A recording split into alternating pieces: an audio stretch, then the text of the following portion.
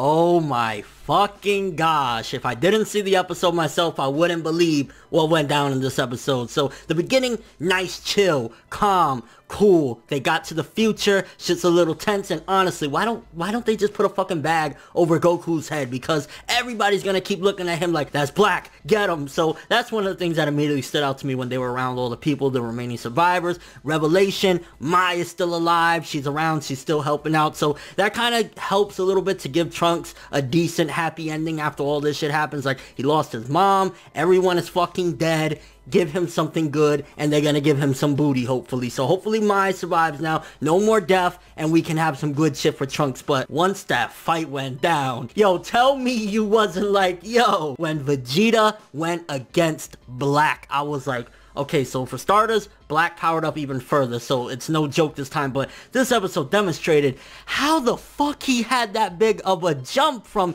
having a decent kind of little bit weakened fight against Goku that was Super Saiyan 2 to fucking up Vegeta Super Saiyan Blue? What the? Yo, I ain't gonna lie, like, as a Vegeta fan, it does make me a little bit sour that they never give him his fucking moment. I knew when that rock, paper, scissors went down and Vegeta was like, I'm going in and shit like that, I knew, poor Vegeta fans, we ain't getting that moment. I know he's gonna get Shrek'd into the corner, and then good old Goku's gonna save the day, but I can't even be mad because of how fucking savage Black is with this fucking Super Saiyan Rose lightsaber, which, again, to quickly, talk about the Super Saiyan Rose transformation, it makes so much sense that he has a connection, at the very least, with Zamasu, because you think back, the petals falling into the tea and shit like that, Rose, it kind of goes together with his whole persona and the things that he likes and shit like that. But then to see him fucking stab Vegeta and Vegeta be out on the floor, I ain't gonna lie, this would have been the perfect moment, and I really wish they would have did it to do an homage and a throwback to, remember when Trunks got fucked up in the Cell games and he was there dead, and then Vegeta just lost his shit and charged at Cell? I would have loved to see Trunks like,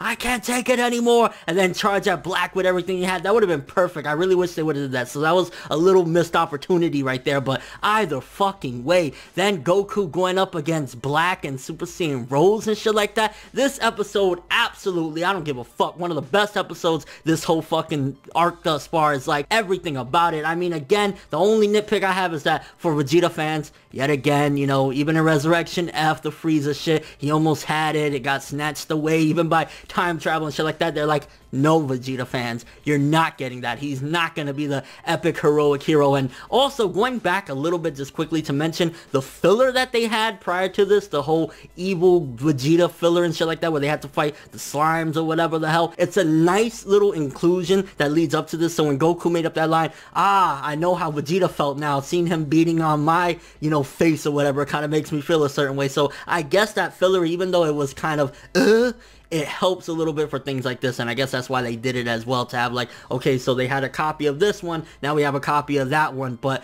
the ending though, the fucking vibe, now I'm like, what is going on here? Because everybody was 150% convinced that Zamasu is controlling that body, he's inside there or whatever. Who the fuck is Black now? Like, the only thing I could think of at this point when Zamasu came down is maybe Zamasu is still controlling this dead body and gave it a personality of its own. Otherwise, I have no fucking clue. I mean, it's not gonna be Gowas, because Gowas, he was peaceful, he didn't like any of this shit. He told him time and time again, bro, you need to stop. You are not a god of destruction. You need to chill. So it's not Gowas. It has to either be a character we haven't seen before, or Zamasu gave this dead body a personality, or maybe he's using a ring or something to give him that. And you can see that Zamasu is seemingly, anyway, at this point, even stronger than Black, because he's like, yo, I thought I told you, let me handle this shit. So that means that Zamasu in this timeline is way stronger than the Zamasu that we've seen in our timeline. And really quick, I gotta mention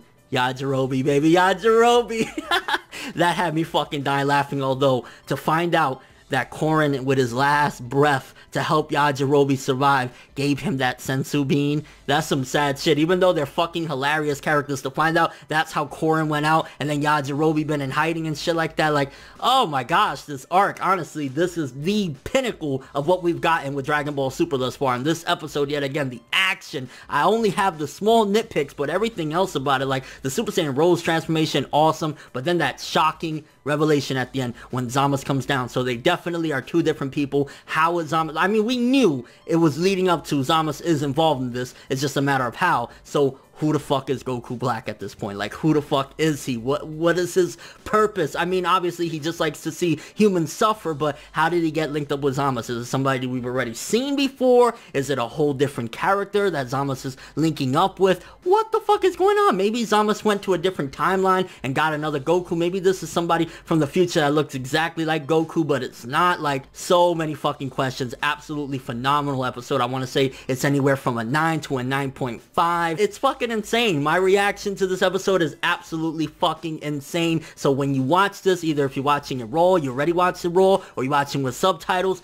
definitely sit back, enjoy, because it is a fucking treat for Dragon Ball fans. The action, the suspense, the revelations, everything about it. Absolutely loved it. Let me know what you guys thought about it though. How do you feel as a Vegeta fan to yet again see him not get the spotlight and not get that, you know, epic victory beating the villain at the end of an arc? Well, it's still not the end, but like, do you feel a little bit cheated in that regard? Also, what do you think about this fight with Goku versus Goku Black? Do you think that it's going to take Goku yet again having to use the Super Saiyan Blue Kaioken technique that he used in the tournament to take him out? Also, that kind of makes me think if he has to do that, because that wasn't included in the manga, if I believe, how are they going to, you know, fix that up in the manga? Either way, fucking insane. And I know at some given point, Trunks is going to have a go at either Zamasu or Black, but again, either way, absolutely fucking amazing. Love this episode. But thanks for watching. Hope you enjoyed. If you liked anything I had to say or you enjoyed the video, drop me a like. I'd greatly appreciate it. And if you want more from me, make sure to subscribe. Follow me on Twitter, Instagram, and stalk my Facebook to get more when the video ends. I'm Finette World, and as always, people, have an awesome day. That episode lit as fuck.